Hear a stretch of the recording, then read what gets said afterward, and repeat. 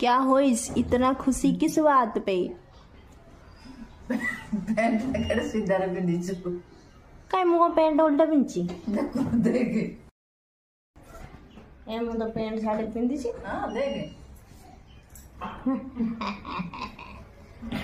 एटा होता आजिकल फैशन तमे बुझी परिबनी काना भूलटे कर मानबे माने निजे आपण माने कहंतु एटा गोटे फैशन नो आमे उल्टा पैंट पिंधिबाटा गोटे फैशन हो ना नी निजे भूलटे के मानने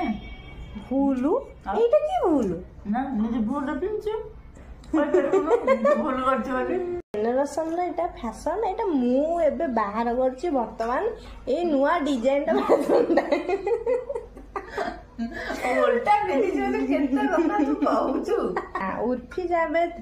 हां सीए गोटे फैशन मास्टर बाहरला सीए खाउ जे जो काकुड़ी चोपा ए काकुड़ी चोपा रे से ड्रेस बनै दबो बुझी आउ ना नहीं पानी पानी ने पानी पानी पानी लो कथा कहू तो तंटे लागि जाउ जे हां फैशन न बनी कहले आपण माने ओ ठीक कहू जे ना भूल कहू जे पैंट पिंधिया केते टाइम हे जो सकाळु पिंधिलो ना आसिके दिन साढ़े गोटे माने मु आ भीतर पुनी गोटे राउंड भी मार भी जाई के आछली मते केही किछ कहलेन ता माने कोन एटा होची नुवा फैशन हला डू यू अंडरस्टैंड दैट संध्या रे